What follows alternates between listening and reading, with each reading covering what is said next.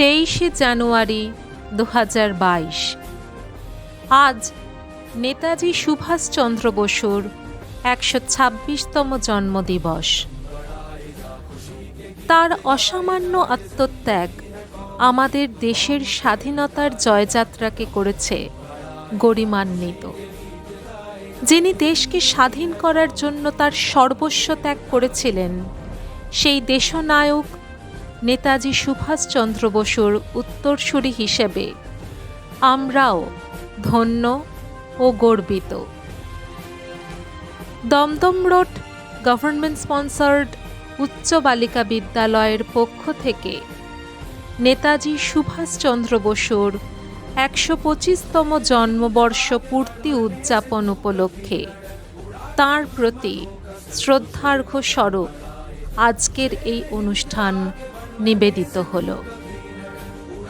আজ আমরা সকলে নেতাজিকে শ্রদ্ধার্ঘ্য অর্পণ করতে আমাদের বিদ্যালয় প্রাঙ্গণে সমবেত হয়েছি। ছাত্রীরা, তোমরাও আজ আমাদের সাথে অন্তর্জালের মাধ্যমে উপস্থিত আছো। আমাদের আজকের অনুষ্ঠান সূচি।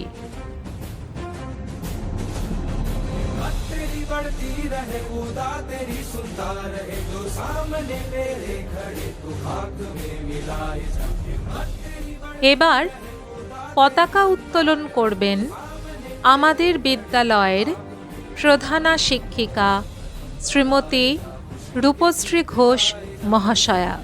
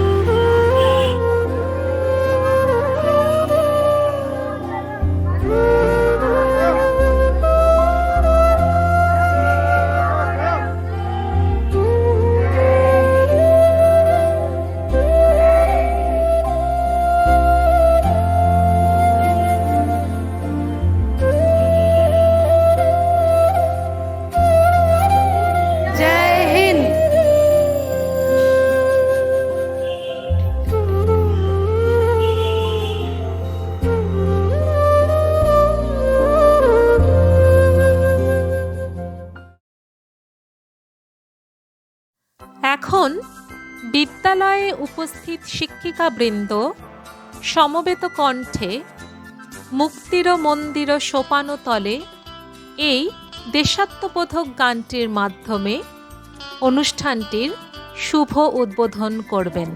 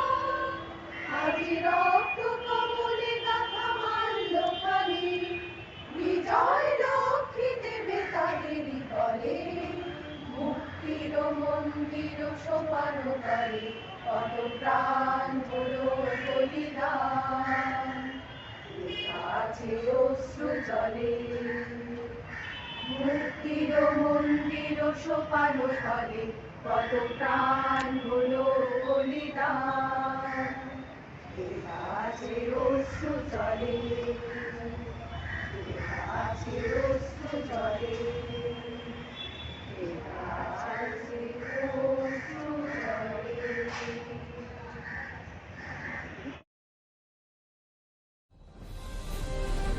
এখন নেতাজি সুভাষচন্দ্র বসুর ১২৫তম জন্মবর্ষ পূর্তি উদযাপন উপলক্ষে বক্তব্য উপস্থাপন করবেন আমাদের বিদ্যালয়ের প্রধানা শিক্ষিকা মাননীয়া শ্রীমতী রূপশ্রী ঘোষ মহাশয়া।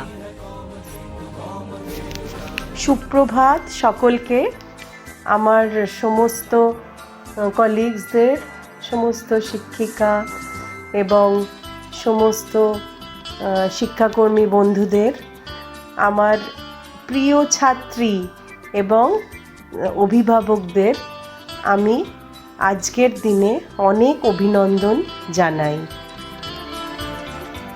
আজকে 23শে জানুয়ারি। আজ আমাদের প্রিয় আমাদের দেশের মহান জাতীয়তাবাদী নেতা, স্বাধীনতা সংগ্রামী, বাঙালি এবং ভারতবাসীর নয়নের মণি, সকলের প্রিয় নেতাজি সুভাষচন্দ্র বসুর ১২৬তম জন্মদিন। সুভাষচন্দ্র বসু নামটা শুনলেই, নেতাজির নাম শুনলেই আমাদের মনে হয় যে তিনি কত কঠোর লড়াই করেছিলেন ব্রিটিশদের বিরুদ্ধে, শুধুমাত্র আমাদের ভারতবর্ষকে স্বাধীনতা দেওয়ার জন্য, ব্রিটিশদের পরাধীনতার শৃঙ্খল মুক্ত করার জন্য। তিনি আজাদ হিন্দ ফৌজ গঠন করেছিলেন।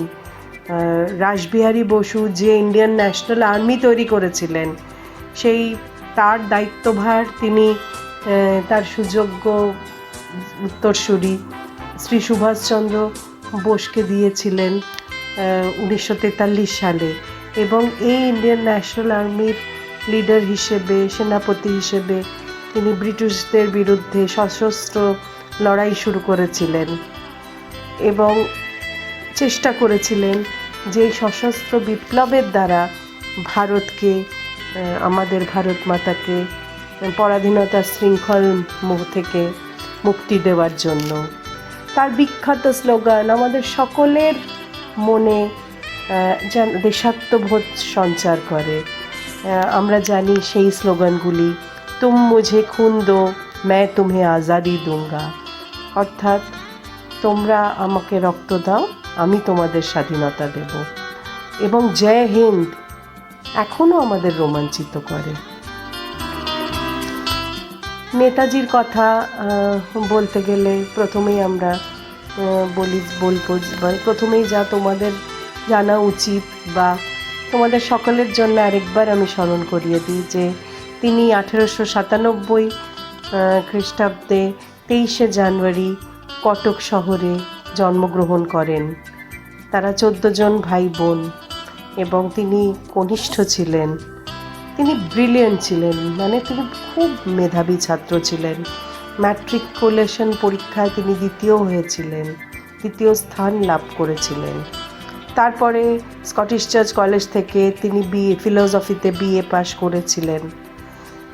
তারপর তিনি আইসিএস, অর্থাৎ তখন যে ইন্ডিয়ান সিভিল সার্ভিস পরীক্ষায়, যেখানে মানে ভারতবাসীরা পরীক্ষা দিতেও না, বা কখনো ভারতবাসীরা মানে ব্রিটিশরা মনে করতো ভারতের লোকেরা এই পরীক্ষায় কোয়ালিফাই করতে পারে না, কিন্তু সেটাও তিনি চ্যালেঞ্জ হিসেবে তিনি সেই পরীক্ষা দিয়েছিলেন এবং তিনি সেখানে 4র্থ স্থানও লাভ করেছিলেন সেই পরীক্ষায়।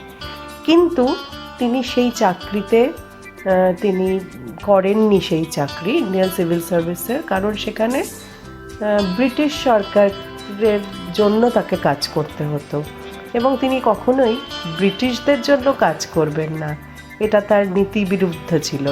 তাই তিনি সেই চাকরিতে যোগদান করেননি 1921 সালে সেই চাকরি তিনি রিজাইন করেন।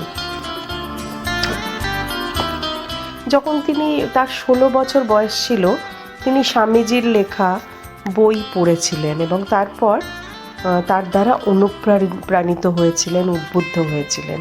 সেখানে তিনি স্বামীজি এবং শ্রীরামকৃষ্ণের বাণী, তাদের যে দর্শন, এগুলো তিনি বুঝেছিলেন এবং তাকে এই স্বামীজি এবং রামকৃষ্ণের বাণী ও দর্শন আকর্ষিত করেছিল, অনুপ্রেরণা দিয়েছিল। স্বামীজির মানব সেবা এবং সমাজ সংস্কারের আদর্শ তাকে মুগ্ধ করেছিল। তিনিও তার সেই পথেই চলতে পছন্দ করলেন। তার প্রথম থেকে একটা বিদ্রোহী মন ছিল। প্রথম থেকেই তিনি এই ব্রিটিশদের যে অন্যায় এবং অবিচার সব কিছুর প্রতি তিনি গর্জে উঠতেন। তিনি বিদ্রোহ করেছিলেন প্রেসিডেন্সি কলেজে ভর্তি হয়ে। প্রফেসর অটেন, যিনি প্রচণ্ড ভারতীয় ছাত্রদের অপমান করতেন, ভারতীয়দের বিরুদ্ধে নানা রকম কুমন্তব্য করতেন, অনেক সময় হয়তো স্টুডেন্টদের সাথে খুব বাজে ব্যবহার করতেন, ইনসাল্ট করতেন। তার বিরুদ্ধে তিনি প্রতিবাদ করেছিলেন সুভাষচন্দ্র বসু, এবং এর ফলে তাকে কলেজ থেকে এক্সপেল করা হয়েছিল, বার করে দেওয়া হয়েছিল।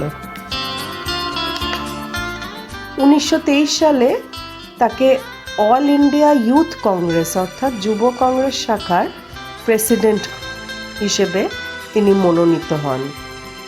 এরপরে তিনি তো অল ইন্ডিয়া কংগ্রেসেও প্রেসিডেন্ট হিসেবে দুবার তিনি দুবার ভোটে জিতে তিনি সেখানেও তাকে ইলেক্ট করা হয় ইন্ডিয়ান কংগ্রেস, অল ইন্ডিয়া কংগ্রেসের প্রেসিডেন্ট হিসেবে। একবার 1938 সালে এবং আবার 1939 সালে। পরপর 2 বছর প্রেসিডেন্ট হিসেবে তাকে মনোনীত করা হয়। কিন্তু তা সত্ত্বেও তিনি 1939 সালেই কংগ্রেস থেকে রেজিগনেশন দেন, কারণ তার সাথে আমাদের গান্ধীজির, মোহনদাস করমচাঁদ গান্ধীজির মতভেদ হয়। গান্ধীজি ছিলেন অহিংস আন্দোলনের পক্ষে আর সুভাষচন্দ্র বসু ছিলেন সশস্ত্র বিপ্লবের পক্ষে, এবং এই নিয়ে তাদের চরম মতবিরোধ হওয়ায় সুভাষচন্দ্র বসু কংগ্রেস ত্যাগ করে তিনি তার নতুন দল তৈরি করেন, All India Forward Bloc. Subhash Chandra Bose সত্যিই একজন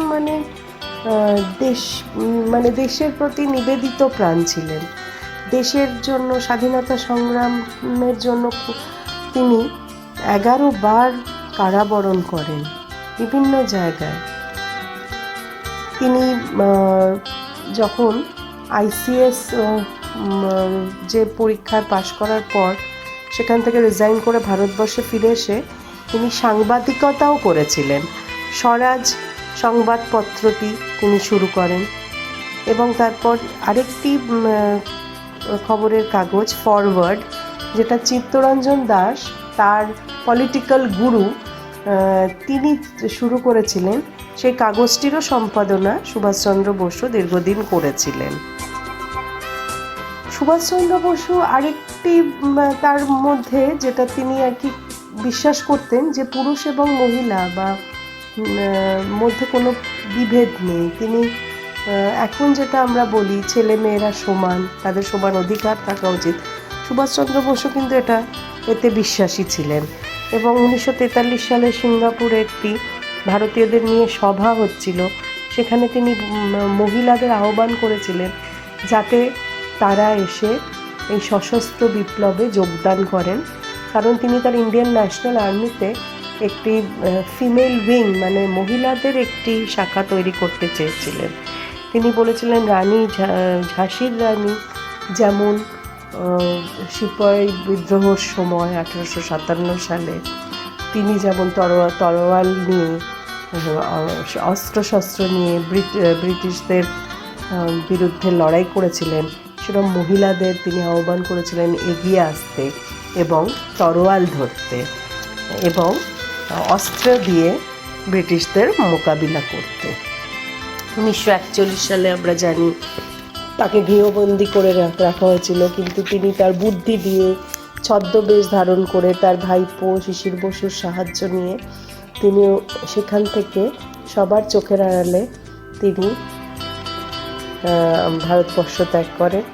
প্রথমে তার ইচ্ছে ছিল জার্মানি যাওয়ার, তো তিনি আফগানিস্তান হয়ে, মস্কো হয়ে, রোম হয়ে অবশেষে জার্মানি পৌঁছন এবং সেখানে তিনি হিটলারের সাহায্য নিয়ে ভেবেছিলেন মানে ব্রিটিশদের বিরুদ্ধে লড়াই করবেন, কিন্তু কোনো কারণে হিটলার সেইভাবে তাকে সাহায্য করেননি, বা হিটলারের উদাসীনতা দেখে ভারতীয় স্বাধীনতার ব্যাপারে হিটলারের খুব একটা ইন্টারেস্ট ছিল না। তো এইসব নানা রকম প্রতিবন্ধকতা তিনি সম্মুখীন হয়েছিলেন। এরম করে তিনি নিজেই চেষ্টা করেছিলেন, কিন্তু তারপর অনেক সংগ্রাম করেছেন আমাদের প্রিয় নেতাজি, কিন্তু তারপর আমরা যেটা জানি, কারণ তার মৃত্যু নিয়ে অনেক মতভেদ আছে, 1945 সালে সবাই বলে 18ই আগস্ট জাপানে প্লেন ক্র্যাশে তার মৃত্যু হয়। আবার অনেকে বলেন যে না, সেই দিন হয়তো তিনি মারা যাননি, তিনি খুব গুরুতর আহত হয়েছিলেন, পুড়ে গিয়েছিলেন এবং তারপর প্রায় তার কিছু দিন বা কিছু সপ্তাহ পর তার মৃত্যু হয় এবং তার চিতাভস্য রেনকোজি মন্দিরে এখনো রয়েছে। আবার অনেকে বলেন যে না, তিনি মারা যাননি, তিনি বেঁচেই ছিলেন এবং তারপর তিনি সন্ন্যাসী রূপে, গুমনামি বাবা বলে একজন সন্ন্যাসী, তার সাথে নেতাজির অনেক মিল পাওয়া যায়। সুতরাং অনেকে আবার মতবিরোধ আছে যে তিনি হয়তো ভারতবর্ষে ফিরে এসেছিলেন। তার এই মৃত্যুটা পুরোপুরি রহস্যে ঘেরা। আমরা জানি না যে তার আদৌ মৃত্যু হয়েছিল নাকি তিনি ফিরে এসেছিলেন, এগুলো নিয়ে অনেক মতবিরোধ আছে। কিন্তু নেতাজি হয়তো আমাদের মাঝে সশরীরে নেই, কিন্তু তিনি আমাদের হৃদয়ে অমর হয়ে থাকবেন সারা জীবন। তার ভাবধারায় আমরা যেন এগিয়ে চলতে পারি, তার মতো যেন দেশকে ভালোবাসতে পারি, আমরা যেন তার মতো সত্যিকারের মানুষ হয়ে উঠতে পারি। আজকের দিনে সবাইকে এইটুকুই আমি বলবো, সকলে আমার অনেক অনেক ভালোবাসা, শ্রদ্ধা এবং অভিনন্দন নেবে এবং নেবেন। ধন্যবাদ।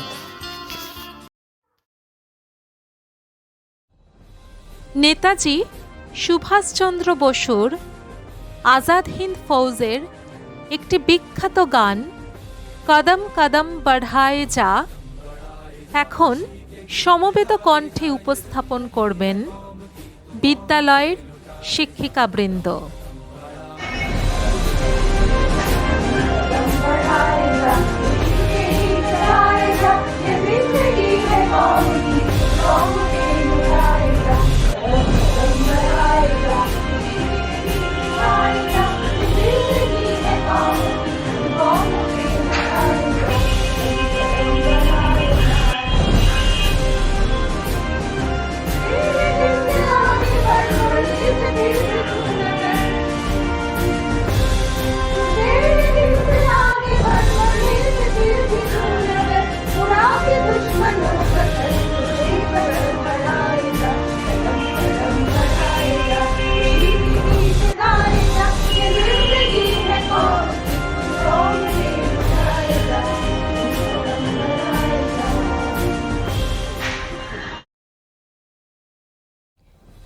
নেতাজি সুভাষচন্দ্র বসুর জীবন সম্বন্ধে কিছু বক্তব্য উপস্থাপন করছেন বিদ্যালয়ের ইতিহাস বিষয়ের শিক্ষিকা শ্রীমতী চন্দনা চট্টোপাধ্যায়। আজকে চন্দনা। সুভাষচন্দ্র বসুর 125তম জন্মবার্ষিকী যে পূর্তি হচ্ছে, তাতে আমি আমার স্কুলের প্রধান শিক্ষিকা এবং আমার প্রিয় সব শিক্ষিকা এবং শিক্ষাকর্মী সবাইকে তার জীবনের একটা অংশ একটু জানতে চাই। তার মহাজীবন মানে বিশাল বড় ব্যাপার, সেখান থেকে মানে আমাদের জানার বাইরেও কত কিছু রয়েছে। ঠিক আছে, যেটুকু সংগ্রহ করতে পারি আমি তা তোমাদের সামনে সেগুলো বলি। আমার মেয়েরাও শুনবে নিশ্চয়ই এটা অনলাইনের মাধ্যমে। তো সুভাষচন্দ্র বসুর যে মহাজীবন, তার উপরে প্রভাব পড়েছিল অনেকের। তো মহিলাদের প্রভাব বলেও তো একটা কথা আছে, যে তার জীবনে যারা গুরুত্বপূর্ণ মহিলা তাদের কীরকম প্রভাব পড়েছিল, তার মধ্যে আমি যার কথা বলবো তিনি হচ্ছিলেন চিত্তরঞ্জন দাসের স্ত্রী বাসন্তী দেবী। এই সম্পর্কে যেটা বলবার, যে বাসন্তী দেবী এবং চিত্তরঞ্জন দাস সুভাষচন্দ্র বসুর কাছে এতটাই ছিলেন যে সুভাষের মা বলতেন সবসময় যে তুমি হচ্ছ আসল মা, বাসন্তী দেবীকে বলতেন, আর আমি হচ্ছে ধাত্রী, ধারী জন্ম দিয়েছে, আমি হচ্ছে ধাত্রী, এই কথা তিনি বলতেন। তো যাই হোক, এটা মানে এতটাই সম্পর্ক ছিল, মানে বলা হয় যে নিজের মায়ের থেকেও তার সঙ্গে বাসন্তী দেবীর সম্পর্ক অনেক বেশি গভীর ছিল। তো 1916 সাল, সেই সময় আমরা জানি যে প্রেসিডেন্সি কলেজে ওপেন সাহেবের যে খারাপ আচরণ, তার বিরুদ্ধে প্রেসিডেন্সি কলেজের ছাত্ররা তারা একটা প্রতিবাদ করেছিল, এবং তার ফলে সুভাষচন্দ্র বসুকেই মানে তার পেছনের আর কি প্রধান হিসাবে ধরে নেওয়া হয়, যে তিনি এদেরকে আর কি প্রভাবিত করেছিলেন এই কাজ করতে। তো সুভাষচন্দ্র বসুকে তো ওখান থেকে অবশ্যই করে বহিষ্কার করা হয়, আর তার সঙ্গে সঙ্গে কলকাতা বিশ্ববিদ্যালয়ের যে দ্বার সেটাও তার জন্য বন্ধ হয়ে যায়। কিন্তু একদিন রাত্রিবেলা চিত্তরঞ্জন দাস এবং বাসন্তী দেবী খেতে বসেছেন। সেই সময় তার মধ্যে মানে বাড়িতে কেয়ারটেকার ছিল, তিনি একটা চিরকুট নিয়ে এলেন যে আপনার সঙ্গে ছাত্ররা একজন ছাত্র দেখা করতে। বলে ঠিক আছে, চিরকুটটা দেখে বললেন যে নিয়ে আসুন। সঙ্গে সঙ্গে বাসন্তী দেবী বলছে তুমি কিন্তু এইখানে আনবে না। তখন চিত্তরঞ্জন দাস বলছেন কেন না? এর মধ্যে সেই ছেলেরা তো সব ঢুকে পড়েছে। সেইটা দেখে তো যাই হোক, তারপরে আর কিছু বলার ছিল না। ওই প্রথম বাসন্তী দেবী দেখলেন সুভাষকে। ঠিক আছে, এরপরে যেটা, যে পরের বার 1921 সাল নাগাদ, সেই সময় সারা ভারতবর্ষে একটা খবরই চাউর হচ্ছে কি না, আইসিএস পদ ছেড়ে সুভাষ বসু মানে একটা মানে সাংঘাতিক প্রতিবাদ করেছেন, এবং সারা ভারতবর্ষের সব মানুষ এই সম্পর্কে জানছে। তো সেই সময় সুভাষ বসু সেই চাকরি ছেড়ে তিনি চিত্তরঞ্জন দাসকে একটা চিঠি লিখেছিলেন যে এই অল্প মেধা, অল্প বুদ্ধি, শিশু সুলভ এই আমাকে যদি আপনি আপনার কাজে যদি নেন, কারণ আমি জানি যে বাংলাতে যে ন্যাশনাল সার্ভিসের যে প্রোগ্রাম হচ্ছে সেটা আপনি মানে তার মানে নিয়ন্ত্রক। তো সেই চিঠি তিনি লিখলেন। তো চিত্তরঞ্জন দাস সেই চিঠি পড়লেন। যাই হোক, সুভাষ এলেন। সুভাষকে নেওয়ার ব্যাপার ছিল জাতীয় কংগ্রেসে। তো চিত্তরঞ্জন দাসই ছিলেন মানে সুভাষের যে গুরু, সেটা আমরা জানি। পরবর্তী সময়ে আমরা দেখেছি যে সুভাষচন্দ্র বসু সম্পর্কে যেটা মনে করা হতো যে তিনি চিত্তরঞ্জন দাসের বুঝিয়ে অন্ধ অনুসরণ করছেন। তো সুভাষ বসু নিজেই বলেছিলেন যে এটা কিন্তু একদম ভাববে না, মানে ভাববেন না আপনারা যে আমার সঙ্গে তার সমস্ত বিষয়ে যে একদম একমত হচ্ছে তা কিন্তু নয়। অনেক বিষয় আমি কিন্তু তার মতের বিরুদ্ধে কিন্তু বলেছি।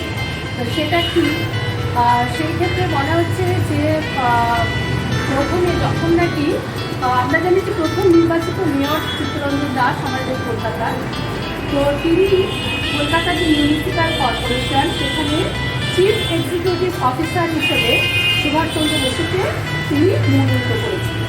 সুভাষ বললেন যে কি আমি এই কারণে কি আমি সিভিল সার্ভিস ছেড়ে এলাম, এই জন্য যে আমি সরকারের থেকে ইংরেজ সরকার থেকে মাইনে নেব।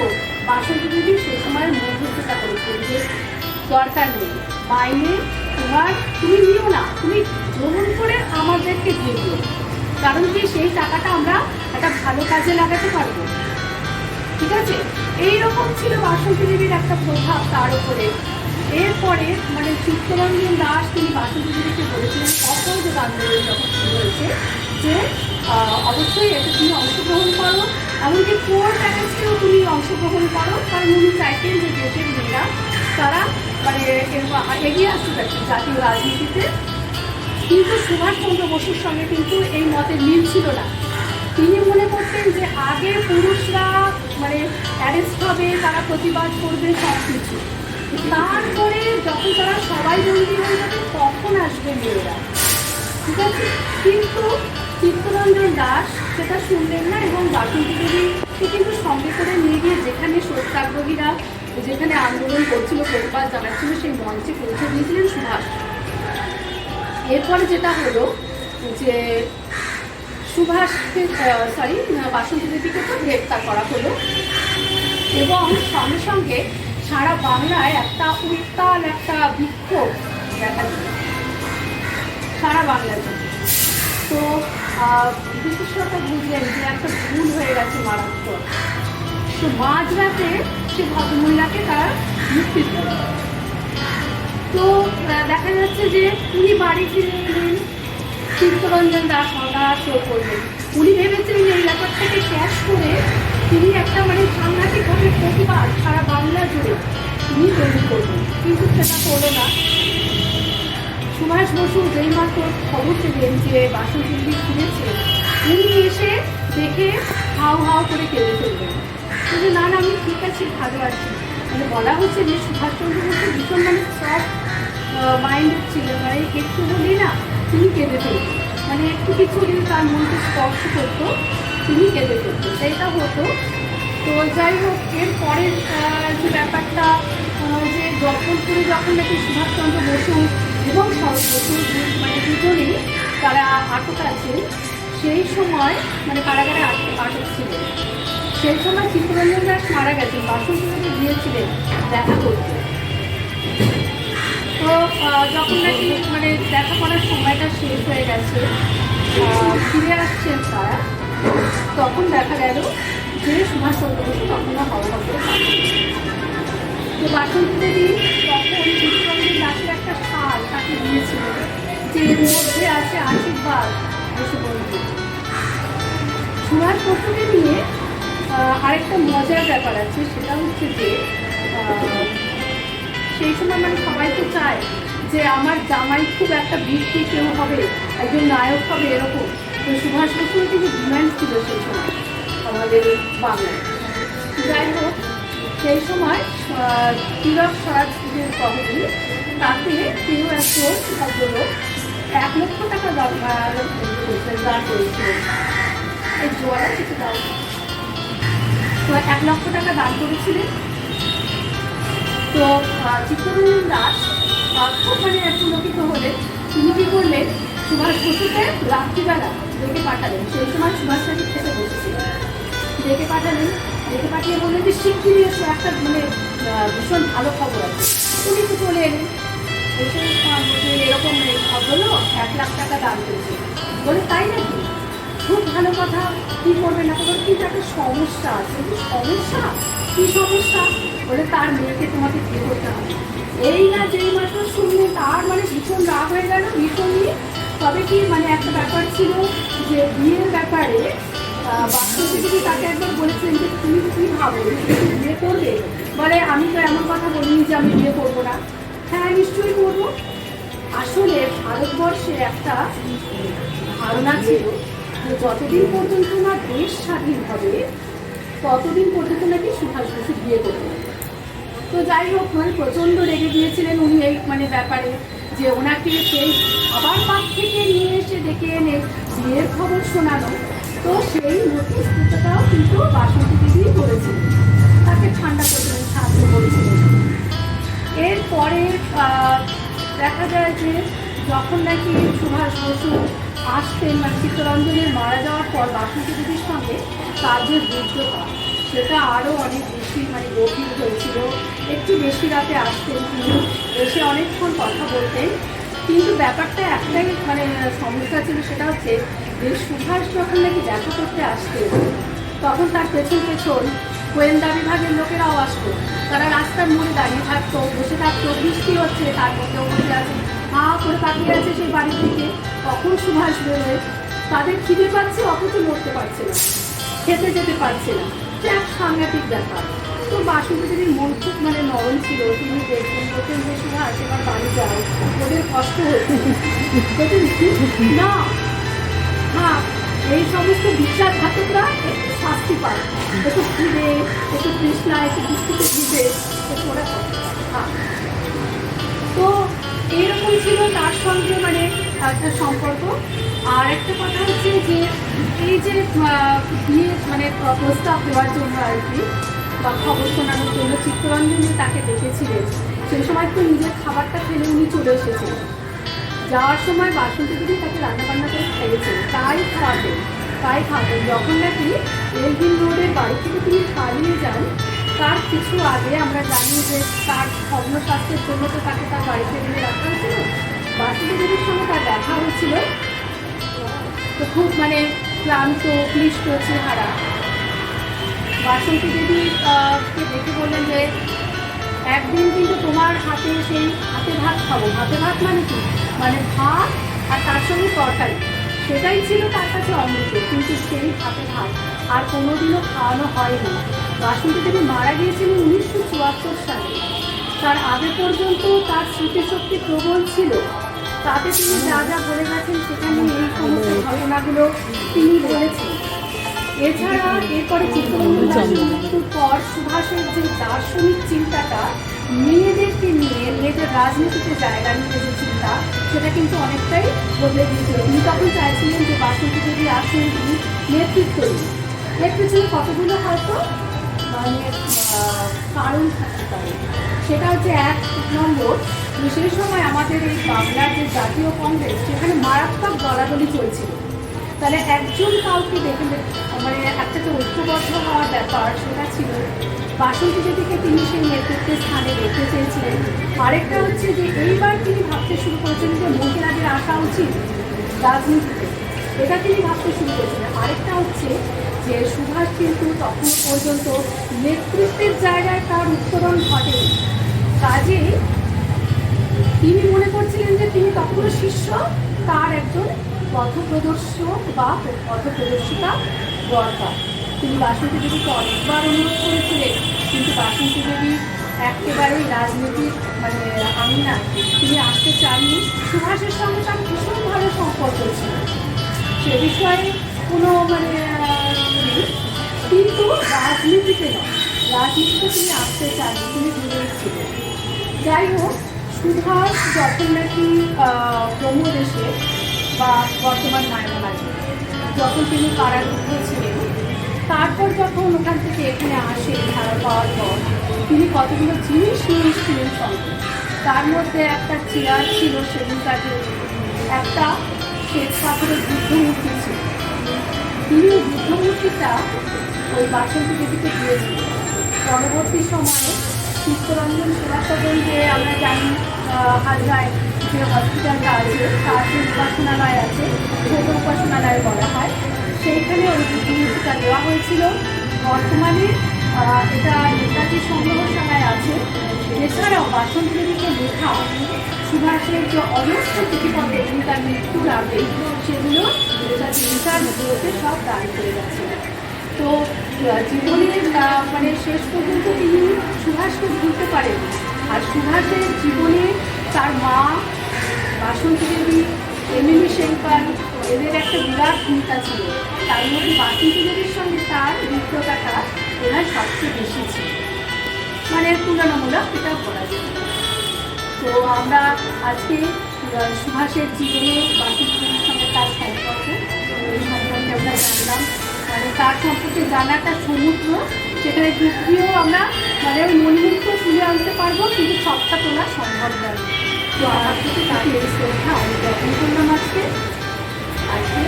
তার এই আরেকটা শপথ হচ্ছে যে আমরা শুধু এই দিনটাতেই তাকে মনে করি, তো যদি আমরা তার আদর্শ মেনে আগামী দিনেও চলতে পারি, সেটাই হবে সবচেয়ে বড় শ্রদ্ধা।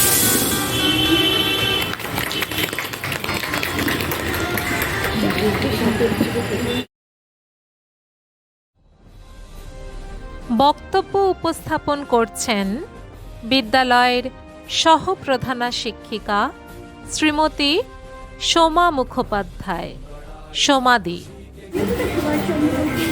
জীবনে আরেকজনের খুব ভূমিকা আছে, সেটা হচ্ছে বৌদি শরৎচন্দ্র বসুর স্ত্রী ওনার খুব ভূমিকা আছে, কারণ বসু ফ্যামিলি তো অ্যান্টিসাইড, মানে ওদের হচ্ছে একদম প্রপার ডিনার টাইম, মানে সবাই ডিনার খেয়ে ফেলবেন এবং শুয়েও করতেন সবাই একদম। তো সুভাষ বসু তো ফিরতে অনেক রাত হতো, ওনার কাজকর্ম ছেড়ে সবাই শুয়ে করতেন, কিন্তু ঘুমাবতী দেবী কিন্তু শুতেন না, তিনি বসে থাকতেন ওনার খাবার নিয়ে, একটা খাবার টাবার গরম করে উনি খেতে, তো অনেকক্ষণ দুজনে মিলে গল্প করতেন, মানে উনি সব যে কাজকর্ম করছেন সেগুলো আলোচনা করতেন। শরৎ বসু কিন্তু তখন স্বাধীনতার ব্যাপারে রাজনৈতিক আন্দোলনে ওনার খুব একটা মত ছিল না, ওনারা পছন্দ করতেন না। যখন হতো তো ওনার ছুটে যেতে রামকে তো বিভাবতী দেবীর ঘরে যেতে, শরৎ বসু বলতেন তিনি কী এত তোমরা এত কী গল্প করো, আমাকে বলো না। উনি প্রথম এড়িয়ে যেতেন, তারপরে একদিন বললেন যে তখনই যখন বিভাবতী দেবীর কথা শুনতে শুনতে শরৎ বসু বলতেন যে তাহলে আমিও তো তোমাদের সঙ্গে কাজ করতে পারি, ওখানে জবলপুরে শরৎ বসু হয়েছিলেন এবং বিভাবতী বসু আর শিশু তখন ছোটো আর বাসন্তী দেবী তিনজন মিলে দেখা করতে গিয়েছিল। যেহেতু বাসন্তী দেবীর কথা বলছিলাম সেদিন আর ওনাকে বিভিন্ন কথাটা বললাম না, তখন 13 বছর বয়স শিশু, তো তখন ওখানে তিনজন মিলে দেখা করতে গিয়েছিলেন। দেখে ওই ভাষার ভীষণ বদল প্রবল ছিলেন আর কি।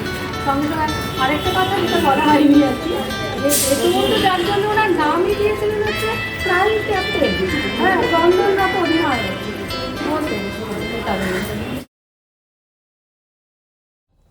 সুভাষচন্দ্র বসুর কয়েকটি প্রিয় গান এখন আমরা শুনব। রবীন্দ্রসঙ্গীত তুমি কেমন করে গান করো হে গুণী আমাদের গেয়ে শোনাবেন বিদ্যালয়ের অর্থনীতি বিষয়ের শিক্ষিকা শ্রীমতী মহাশ্বেতা সান্যাল, মহাশ্বেতাদি। এখানের থেকে আমি জানলাম যে সঙ্গীত হচ্ছে মানুষের জীবনের রসদ এবং জেলখানায় যেসব বন্দীরা আছে তাদের অবশ্যই সঙ্গীত শোনানো উচিত। এবং দিল রায়ের পুত্র দিলীপ কুমার রায় তার খুব বন্ধু ছিলেন এবং তিনি বিদেশ বিভূতি রজনীকান্তের গান এবং রবীন্দ্রনাথের গান ভীষণ পছন্দ করতেন এবং তিনি খুব শুনতেন। তো আমি ওনার পছন্দ একটা রবীন্দ্রসঙ্গীত গাইছি, জানি না পারবো কিনা, আমি চেষ্টা করছি।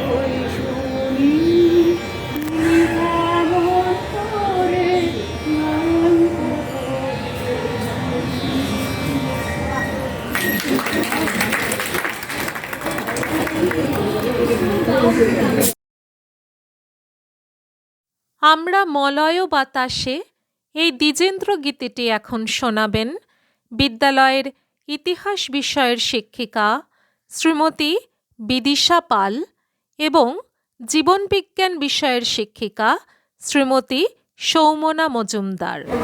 আমরা মলয় বাতাসে ভেসে যাব শুধু কুসুমের মধু দুলিত গান।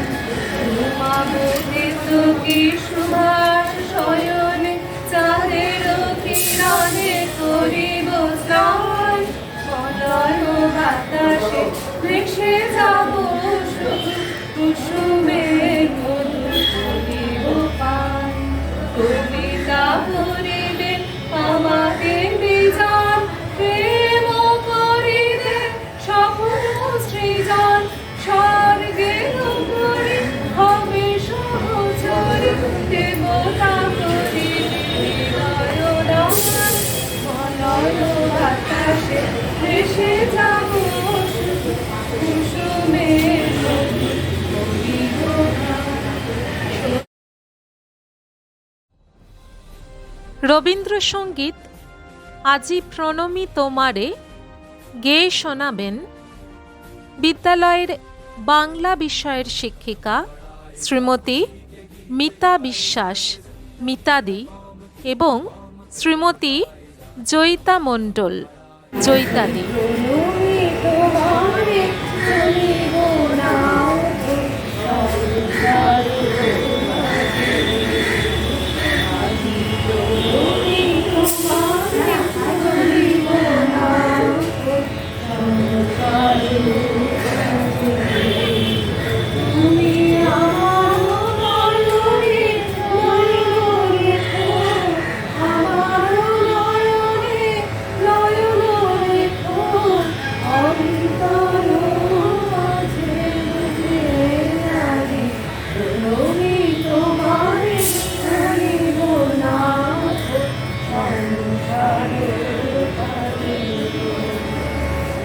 হৃদয় দেবতা রয়েছ প্রাণে, মনোজের নিয়ত জানে।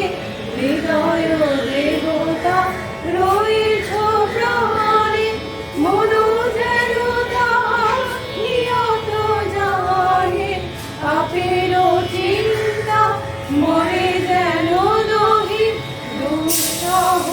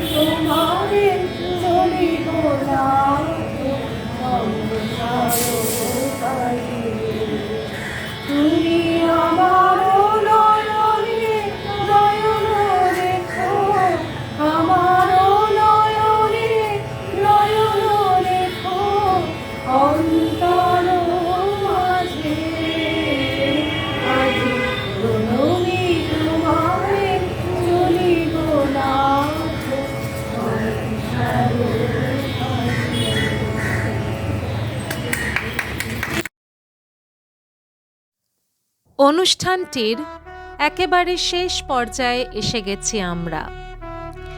এখন সমবেত কণ্ঠে জাতীয় সঙ্গীত গাওয়ার মধ্যে দিয়ে নেতাজি সুভাষচন্দ্র বসুর জন্মবার্ষিকী উদযাপনের এই অনুষ্ঠানটির শুভ সমাপ্তি ঘোষণা করব।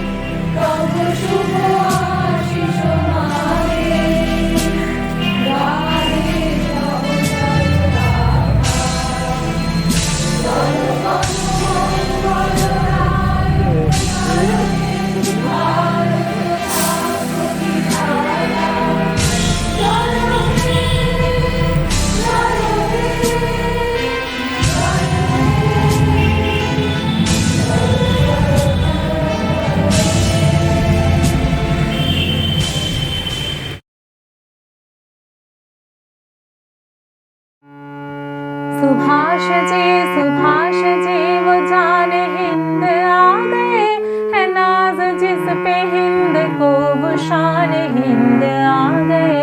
सुभाष जी वो जान हिंद आ गए, है नाज जिस पे हिंद को वो शान हिंद आ गए। सुभाष जी सुभाष जान हिंद है, सुभाष शान हिंद है। सुभाष मान हिंद है, सुभाष मान हिंद है।